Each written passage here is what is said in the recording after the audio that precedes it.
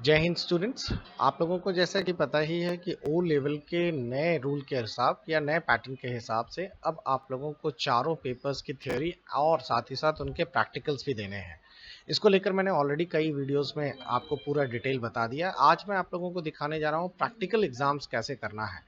आप लोगों को थ्योरी एग्जाम्स और प्रैक्टिकल एग्जाम्स इसके लिए 2 घंटे थ्योरी और 3 घंटे का प्रैक्टिकल मिलेगा, जिसमें कि थ्योरीज में आपको एमसीक्यूज आएंगे 100 जो कि आपको 100 मिनट में करने होंगे और 100 मिनट नहीं सॉरी 2 घंटे में करने होंगे। और प्रैक्टिकल में आपको 4 क्वेश्चंस होंगे जिनमें से 3 आपको करने होंगे। ये हर एग्जाम्स के साथ होगा। तो मैं आप लोगों को एक पूरा का पूरा प्रैक्टिकल करके दिखा रहा हूँ कि इस तरीके से आपको कंप्यूटर पे करके दिखाना होगा। ध्यान से देखिएगा पूरे वीडियो को। हम लोगों ने ओ लेवल का ऑलरेडी M1 कोर्स में प्रैक्टिकल इम्प्लीमेंट या नए सिरे से चेंजेस कर दिए हैं। धीरे धीरे एक मंथ के अंदर आपको सारे कोर्सेस यानी कि चारों के चारों पेपर्स में नए पैटर्न के अकॉर्डिंगली नोट्स दिखेंगे। अब पहले तो देखते हैं M1 वाला कोर्स जो है, इसमें आपका थ्योरी एंड प्रैक्टिकल किस तरीके से एग्जाम्स में देने को मिलेगा। हमारा एप्लीकेशन है ICE एकेडमी, जो कि आप लोगों को प्ले स्टोर और साथ ही साथ एप्पल स्टोर में मिल जाएगा। और आप इस स्टोर के अंदर यानी इस एप्लीकेशन को इंस्टॉल कर लीजिए। इंस्टॉल करने के बाद इसके स्टोर सेक्शन पे जाइएगा और स्टोर सेक्शन पे ऊपर सर्च में टाइप करिएगा M1R5। जैसे ही M1R5 आप टाइप करेंगे आपको M1R5 का पूरा कंटेंट देखने को मिल जाएगा। आप चाहें तो हमारे स्टोर का वेब एप्लीकेशन भी चला सकते हैं। उसके लिए ये एक URL दिया हुआ है fhhs.courses.store और आप लोगों को इसी में M1R5 का मिल जाएगा। आप लोगों को एंड्रॉयड एप्लीकेशन पे भी कुछ ऐसा ही इंटरफेस देखने को मिलेगा। जब आप इसे ओपन करेंगे तो इसके अंदर आपको कंटेंट सेक्शन दिखाई देगा और इस कंटेंट सेक्शन में अब हम लोगों ने 2 पार्ट में इसको डिवाइड कर दिया है। पहला पार्ट जो MCQs के लिए बनाया गया है, सेकंड पार्ट जो प्रैक्टिकल्स के लिए बनाया गया है। आज हम आपको प्रैक्टिकल्स में कैसे पेपर करना है वो बताएंगे। MCQs वालों को लेकर हम लोगों ने बहुत सारे MCQs टेस्ट आप लोगों के लिए इसमें शुरू कर दिए हैं। आप लोग इसे ज़रूर जाकर एक बार टेस्ट करिएगा, कुछ फ्री ऑफ सैम्पल्स भी हैं। अब देखिए हम लोग प्रैक्टिकल के लिए किस तरीके से जुलाई में प्रैक्टिकल होगा, आपको पेपर कैसे मिलेगा उसके बारे में बता रहे हैं। ये आप लोगों को प्रैक्टिकल का फ्रंट पेज मिलेगा। आपको जब एक अलग से एडमिट कार्ड मिलेगा, आपको सेंटर पे जाना होगा। प्रैक्टिकल के लिए आप लोगों को एक सेपरेट क्वेश्चन मिलेगा, क्वेश्चन पेपर, जिसमें 100 नंबर का प्रैक्टिकल एग्जाम होगा, 80 नंबर का कंप्यूटर पे करके दिखाना होगा, 20 नंबर का वाइवा होगा। ये सारी इन्फॉर्मेशन है। यहाँ पर आपको अपना एग्जामिनर जो नेम ऑफ एग्जामिनर है, उसके सिग्नेचर, ये सारी चीज़ें वो अपने आप भर देंगे। ये फ्रंट पेज आपके लिए नहीं है। एग्जामिनर अपना कंक्लूड कर दिखा भी है, to be filled by the examiner. अब इसको देख लेते हैं थोड़ा डिटेल में कि जैसा कि उसमें दिया है 80 नंबर का प्रैक्टिकल एग्जाम है, 20 नंबर का वाइवा है। साथ ही साथ आप लोगों को ये जो क्वेश्चन पेपर मिल रहा है, इसी में आपको आंसर्स भी लिखने होंगे और साथ ही साथ कंप्यूटर पे करके दिखाना होगा। फिलहाल मैं आज आप लोगों को एक क्वेश्चन सॉल्व करके दिखा रहा हूँ किस तरीके का आप लोगों को प्रैक्टिकल एग्जाम्स में क्वेश्चंस आते हैं। चलिए देखते हैं ये क्वेश्चंस कैसे करने होंगे। हम लोग पहला क्वेश्चन लेके चल रहे हैं जो कि एक्सेल के लिए डिजाइन किया गया है। तो आप लोगों के सामने स्क्रीन पर एक प्रैक्टिकल का पेपर दिया गया है। ये ओरिजिनल पेपर है और ये बेसिकली ओ लेवल के लिए स्पेशली डिजाइन है। ये आप लोगों को एक वर्कशीट में तैयार करना है और उस वर्कशीट को सेव करना है विथ नेम एम्प्लॉयज डिटेल, यानी कि आप जो फाइल बनाएंगे वो इस नाम से सेव करेंगे। ठीक है, ये शीट आपको दी गई है, सेम ऐसी ही शीट बनानी है जैसा लिखा है। यहाँ नेम लिखा है, डिपार्टमेंट है, डेजिग्नेशन यानी किस पद पर है, क्या सैलरी और क्या एड्रेस है, और नीचे दिए गई चीजें जो हैं इनका इस्तेमाल आपको करना है, यानी कि इनका भी इस्तेमाल करना है। पहले ऊपर की शीट बना लीजिएगा, फिर आप लोगों को जो नीचे फॉर्मेटिंग दी गई है ये यूज करनी है। जैसे आपको दिया गया है मर्ज करें सेंटर पे एम्प्लॉयज डेटाबेस, जो ऊपर की हेडिंग आप लोग देख रहे थे, इस हेडिंग को पहले मर्ज करना है। यहां पर आप लोगों को ऊपर ये हेडिंग दिखाई दे रही होगी employees database. Make a column heading in bold format, ये जितनी हेडिंग्स हैं इनको बोल्ड करना है। काउंट करिए कितने डिपार्टमेंटल वाइज हैं, एम्प्लॉयज कितने हैं काउंट करिए।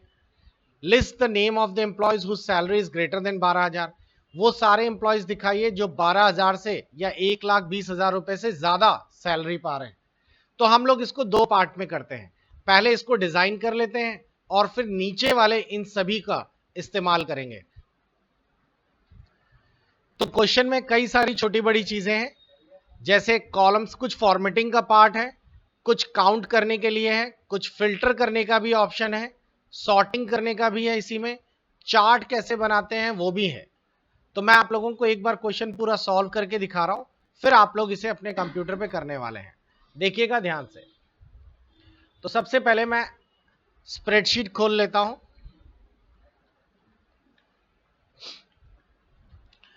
ये रही हमारी एक्सेल की स्प्रेडशीट, और स्प्रेडशीट पर मेरे को एक एक करके पूरा डिजाइन करना है।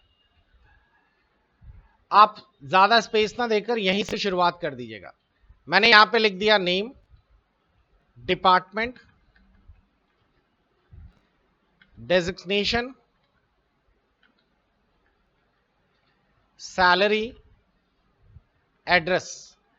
अब अगर आप लोग गौर करें तो इसमें देखिए कई हेडिंग ऐसी हैं जो एक दूसरे के ऊपर ओवरलैप हो रही हैं, तो उसका, और अगर मैं इनका साइज भी बढ़ाऊं तो सबसे बड़ी प्रॉब्लम होगी, कई सेल्स एक दूसरे को ऊपर चढ़ जाएंगे।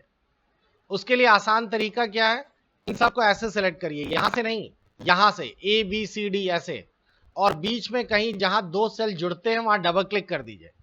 आपने देखा अपने आप ये चौड़े हो गए। अब चलिए हम लोग यहां से शुरू करते हैं। इस पे दिया गया है, कोई नाम डाल दीजिए। मैं थोड़ा फास्ट फॉरवर्ड कर रहा हूं, आप लोग अपने नाम डाल सकते हैं जो भी चाहिए। डिपार्टमेंट दे दिया मैंने,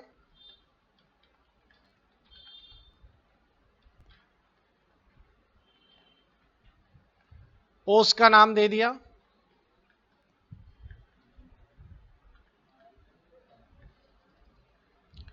सैलरी दे दी,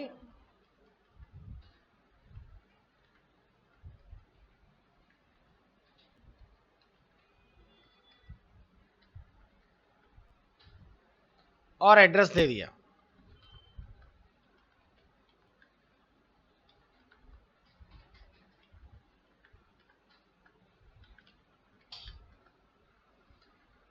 क्लियर हो गया, और सबका साइज मैंने लगभग बढ़ा दिया। लीजिए हमारा पार्ट पूरा हो गया। अब एक एक करके अपने क्वेश्चंस पर ध्यान दीजिए।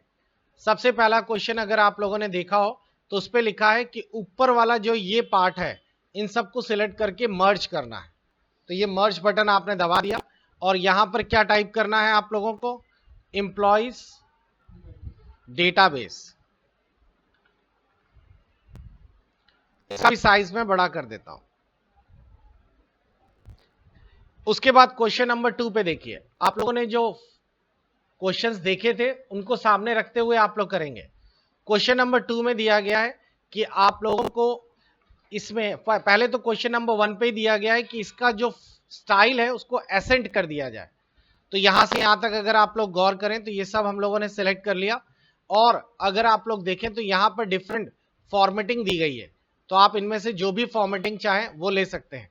लेकिन आप लोगों को यहां पर स्टाइल दिखाई दे रहा है, तो देखिए यहां पर एसेंट का ऑप्शन दिया है 40%। ये अलग अलग बने बनाए स्टाइल्स हैं, तो आप इनमें से जो भी स्टाइल लेना चाहें तो ले सकते हैं, आपको इसमें कोई प्रॉब्लम नहीं आएगी। तो यहां पर मैंने एसेंट 2 वाली स्टाइल चूज कर ली जो कि यहां पर दी गई है। तो मेरे को जो भी आपको पसंद आ रही है आप इनमें से ले सकते हैं। मेरे को ये स्टाइल सही लग रही है, मैंने ये ले ली। तो बना बनाया ऑप्शन आ गया, देखिए यही तो थी स्टाइल। उसके बाद ये जो बोल्ड है इनको हटा देते हैं। क्वेश्चन नंबर 2 में बोला है हेडिंग्स को सिर्फ बोल्ड रखिए, तो मैंने हेडिंग्स को सिर्फ बोल्ड रखा है। क्वेश्चन नंबर 3 में दिया गया है count the total number of employees department wise. अब आप लोगों को काउंट करना है कितने एम्प्लॉयज हैं डिपार्टमेंट वाइज। तो मैं यहां पर आप लोगों को एक अलग से हेडिंग दिखा रहा हूं, टोटल नंबर ऑफ एम्प्लॉयज। अभी आप लोग पहले ऑप्शंस बना लेंगे, ठीक, ऑफ कोई भी ले लेते हैं, डिपार्टमेंट में मतलब एसबीआई ले लिया हम लोगों ने। तो इसका सॉल्यूशन यहां निकल कर आने वाला है। पहले आप लोग क्वेश्चंस को ध्यान से देख लीजिए, फिर उसके बाद हम लोग इसको फॉर्मूला क्या लगना है वो बताएंगे। क्वेश्चन नंबर डी में लिखा गया है list the name of employees whose salary is greater than 1,20,000।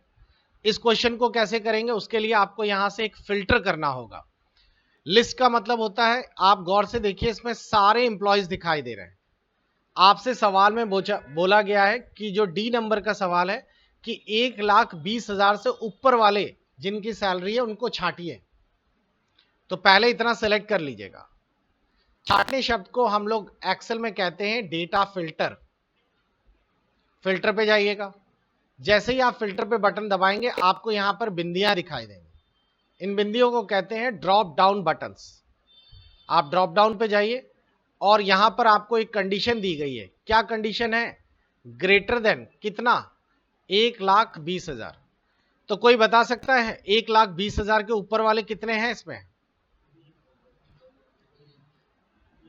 Okay करते ही देखिए स्क्रीन पर 3 आ गए।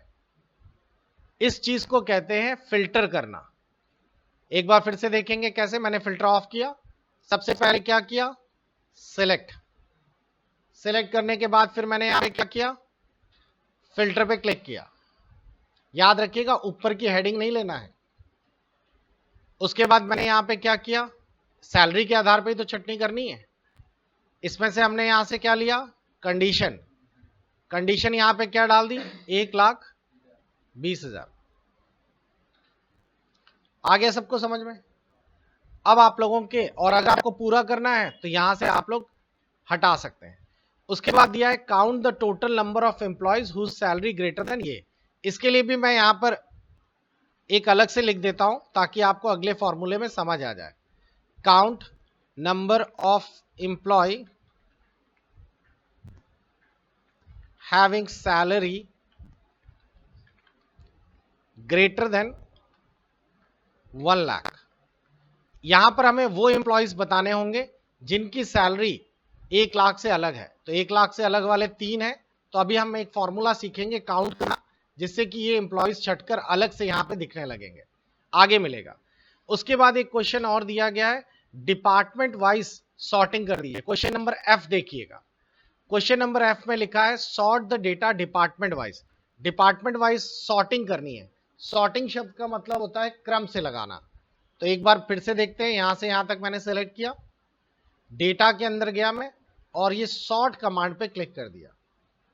सॉर्ट कमांड पे क्लिक करते ही वो हमसे पूछेगा सॉर्टिंग किसके आधार पे करनी है। तो अभी मैंने यहां से क्या लिया था? डिपार्टमेंट। डिपार्टमेंट में कौन सा चाहिए? असेंडिंग ऑर्डर में। ए टू जेड का मतलब क्या होता है? ए से बड़े से छोटे। और जैसे ही मैंने ओके किया आपने देखा एफ वाला ऊपर आ गया, फिर एल वाला और फिर एस वाला। इस क्रम से लगाने को ही हम लोग क्या कहते हैं? सॉर्टिंग करना। अभी भी नहीं समझ आया तो एक बार और देखिए।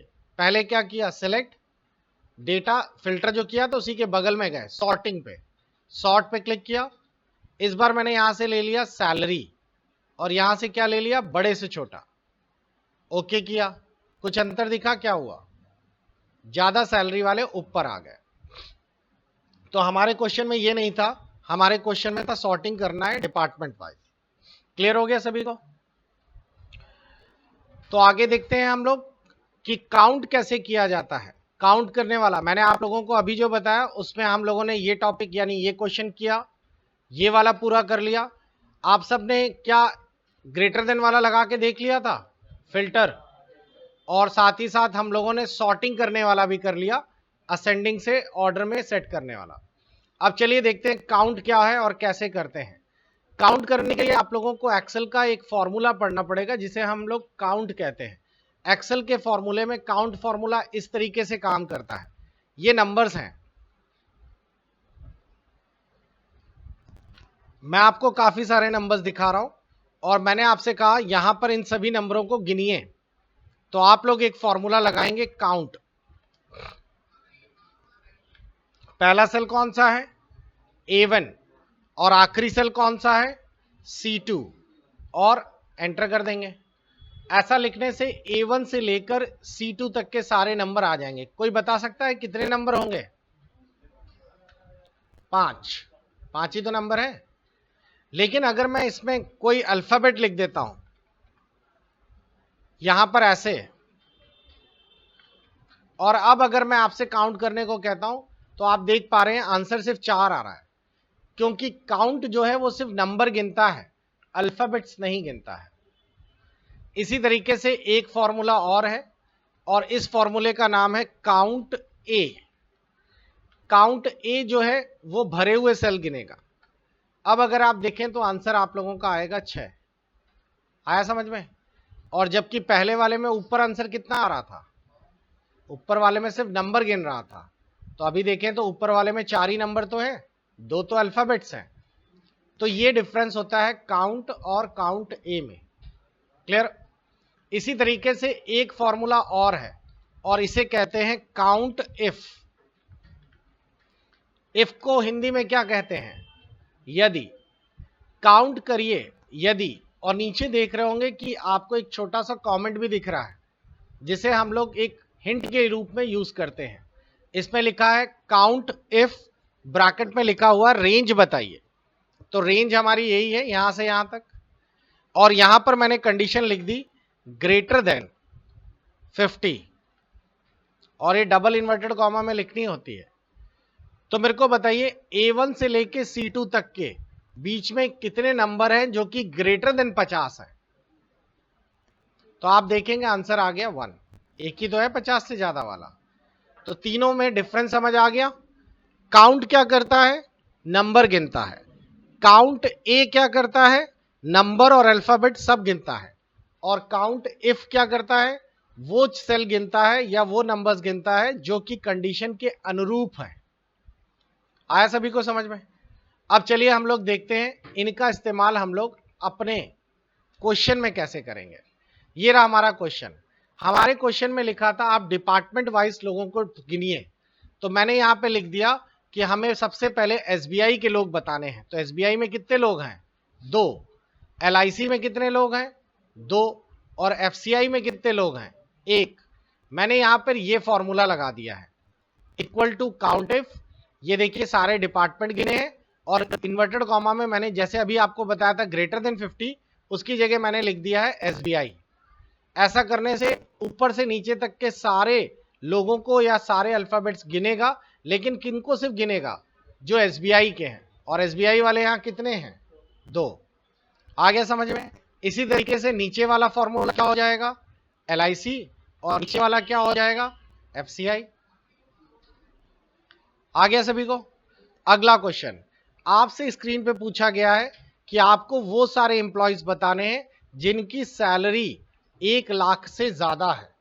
तो 1 लाख से ज्यादा वाले यहां पे कई हो सकते हैं, देख रहे होंगे 3 है।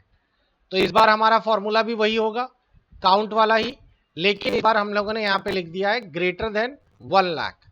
इसका मतलब है कि उन सारे एम्प्लॉयज को गिनो जो D3 से लेकर D7 की रेंज में है और जिनकी सैलरी 1 लाख से ज्यादा है। तो कंप्यूटर ऑटोमेटिकली गिनकर आप लोगों को दिखा देगा कि कितने एम्प्लॉयज इसमें हैं। तो सभी को क्लियर हो गया सर? तो इस तरीके से आप लोगों को ये वाला क्वेश्चन करना है। अगला क्वेश्चन देखिए बच्चों, एक क्वेश्चन ये तो क्लियर हो गया होगा मेरे ख्याल से। तो आप लोगों ने इस पार्ट को फिनिश कर लिया कि जिसमें मैंने आपको बताया था कि काउंट कैसे करते हैं डिपार्टमेंट वाइज। इसके साथ साथ मैंने आपको बता दिया कि आप लोगों को 1 लाख से ऊपर सैलरी वाले काउंट करने हैं। एक क्वेश्चन और देखते हैं चार्ट्स, और फिर पाई चार्ट्स आगे बताएंगे। यहां पे लिखकर आ रहा है आपको एक ग्राफ बनाना है, लिखा है कॉलम चार्ट बनाइए एंड लाइन चार्ट। 2 चार्ट्स बनाने हैं। एक कॉलम चार्ट बनाइए जिसमें आप लोगों के एम्प्लॉयज के नाम और सैलरी हो। ठीक, चार्ट को हम लोग ग्राफ भी कहते हैं। और ये कैसे बनेगा? देखिए बहुत ही सिंपल है। आप लोगों को यहां पर स्क्रीन पर दिख रहा होगा ये एम्प्लॉयज के नाम है और ये उनकी सैलरी है। आप लोगों को नाम और सैलरी के बीच में एक चार्ट तैयार करना है। क्लियर? तो नाम और सैलरी के बीच में चार्ट कैसे बनाते हैं स्क्रीन पर देख लीजिएगा। यहां तक तो आपको ये नीचे वाला क्लियर हो गया होगा। चार्ट्स कैसे बनाते हैं? चार्ट्स बनाने के लिए सबसे इंपॉर्टेंट चीज है आपका सिलेक्शन होना। हम लोग इसको यहां से सिलेक्ट करने वाले हैं। ये एम्प्लॉयज हैं, तो हमने एम्प्लॉयज को सिलेक्ट कर लिया और उनके बाद सैलरी सिलेक्ट की, लेकिन आपने देखा सैलरी मैंने सिलेक्ट की तो एम्प्लॉयज छूट गए। तो आपको ये सिलेक्ट करना है और उसके बाद कीबोर्ड की कंट्रोल बटन दबा के ये सिलेक्ट करना है। कंट्रोल नहीं दबाएंगे तो ये छूट जाएगा। और आप में से बहुत सारे बच्चे सिलेक्शन गलत कर लेते हैं। ये देखिए ऐसे कर लेते हैं, एक्स्ट्रा सिलेक्शन कर लेते हैं इस तरीके से। ये गलत है। सिलेक्शन एक्स्ट्रा एक सेल भी नहीं होना चाहिए, क्योंकि कंप्यूटर के हिसाब से एक सेल भी एक वैल्यू होल्ड करता है। तो हम लोगों ने यहां पर इनको और इनको सैलरी को सिलेक्ट कर लिया। ऊपर जाइएगा इंसर्ट, और इंसर्ट में यहां मिलेगा कॉलम चार्ट, और यहां से आपके पास 2D और 3D कॉलम है, जो चाहिए वो ले लीजिए। देखिए यहां पे कॉलम चार्ट के सैलरी आ गई। आप देख पा रहे होंगे यहां पे एम्प्लॉयज के नाम है और उनकी कितने कितने वेतन है ये लिखा हुआ है। मैं किसी का वेतन कम ज्यादा करता हूं, जैसे यहां ई वाले का वेतन मैंने बढ़ा दिया, आपने देखा चार्ट में बदलाव दिखा होगा। तो इस तरीके से आप बना पाएंगे। एक बार और देखिए, सबसे पहले मैंने क्या किया था, नेम सेलेक्ट किया था और फिर क्या किया था, सैलरी सेलेक्ट की थी। उसके बाद फिर कहां गए थे, इंसर्ट, और इंसर्ट में दूसरा चार्ट मुझे लेना है लाइन, क्योंकि क्वेश्चन में 2 दिए थे, तो इस बार लाइन चार्ट ले लिया और यहां क्लिक कर दिया, तो वैसा ही एक चार्ट और बन गया जो कि लाइन चार्ट है। अब अगर आप देख रहे होंगे ये लाइन चार्ट जो है देखने में कॉलम चार्ट जैसा ही है, लेकिन बस लाइन को सिंबलाइज करता है। मैंने यहाँ ए वाले की सैलरी 20,000 से बढ़ाकर 1,20,000 कर दी, आप देख रहे होंगे लाइन चेंज हो गई। तो आप लोगों को ये भी डिजाइन करना है, बस इसको डिजाइन करते समय इसका ध्यान रखिएगा, सिलेक्शन परफेक्ट होना चाहिए। क्लियर हो गया। लास्ट लाइन में लिखा गया है generate a pie chart. Pie chart आपको बनाना है जिसमें salary contribution by each department, यानी कि किस किस डिपार्टमेंट की कितनी कितनी सैलरीज है उसके बिहाफ पर एक पाई चार्ट तैयार करिए। बच्चों इस चीज़ को ध्यान रखिए, बहुत सारे स्टूडेंट्स इसको गलत बना लेते हैं, बिल्कुल वैसे ही बना लेते हैं जैसे कि अभी मैंने आप लोगों को दिखाया। कहने का मतलब है कुछ इस तरीके का आप लोगों ने किया कि आप लोगों ने डिपार्टमेंट सेलेक्ट कर लिए और उनकी सैलरी सेलेक्ट कर ली और उसके बाद सीधा जाकर पाई चार्ट ले लिया। इसमें गलती क्या हो गई, इसमें देखिए 2 बार एसबीआई आ गया, 2 बार एलआईसी आ गया, तो ये गलत है। क्वेश्चन में लिखा गया है पाई चार्ट बनाना है salary distribution by each department, तो 2 बार एसबीआई तो हो ही नहीं सकता। तो इसके लिए क्या करें, हमें इसके लिए करना पड़ेगा इंसर्ट के अंदर पाइवॉट टेबल। आप पहले पाइवॉट टेबल पे क्लिक करिए। पाइवॉट टेबल क्या करता है, आपके स्क्रीन को एक सेकंड शीट में ले जाता है और यहाँ ऑप्शन खोल देता है कि आपको किसके किसके बीच में डेटा चाहिए। तो मैंने यहाँ से ले लिया डिपार्टमेंट्स हमें दिखा दो और साथ ही साथ उनकी सैलरी दिखा दो। तो देखिए उसने ऑटोमेटिकली एसबीआई डिपार्टमेंट जितने थे उनको जोड़ दिया और एलआईसी और एफसीआई भी जोड़ दिया। अब आप लोग चार्ट बनाएंगे तो आप लोगों का चार्ट जो है बिल्कुल परफेक्ट बनेगा ऐसा। तो अब आपको दिख रहा होगा यहाँ पर चार्ट जो है ये परसेंटेज कि एसबीआई का कितना परसेंटेज है, साथ ही साथ एफसीआई का कितना है और साथ ही साथ एलआईसी का कितना है। तो ये आपका पूरा का पूरा एक सॉल्व क्वेश्चन है जो कि 25 नंबर का है। अब आप लोगों को नए पैटर्न के हिसाब से ये क्वेश्चन कंप्यूटर पे कर कर एग्जामिनर को दिखाना होगा। तो ध्यान रखिएगा, ये पूरा क्वेश्चन मैंने आपको एक सैंपल के रूप में दिखा दिया है और ये क्वेश्चंस अब आप लोगों के जो भी हमारे नोट्स हैं, हर नोट्स के हर क्वेश्चंस को सॉल्व कराया जाएगा और उसका वीडियो भी उसी के नीचे ऐड ऑन कर दिया जाएगा। तो आपको M1R5 के जैसे ही नोट्स मिले आप M1R5 वाले पे जाइए, M1R5 जुलाई वाला जो हम लोग देख रहे हैं, उसके बाद कंटेंट पे जाइए और कंटेंट में आपको न्यू पैटर्न दिखाई देगा, न्यू पैटर्न प्रैक्टिकल वाले पे जाइए। ये जो मैंने अभी आप लोगों को क्वेश्चन सॉल्व कराया था वो प्रैक्टिकल 1 था, उसका वीडियो इसी के नीचे आ जाएगा और आप लोग ये प्रैक्टिकल 1 देख पा रहे हैं। उसी के बाद फिर मैं आपको आगे के भी प्रैक्टिकल्स एक एक करके सारे सॉल्व कराऊंगा। तो आई थिंक आप लोगों को पूरा क्लियर हो गया होगा कैसे करना है, ये आपको कंप्यूटर पे करके एग्जामिनर को दिखाना है। यही नए पैटर्न का सिस्टम है और ये 80 नंबर्स का है।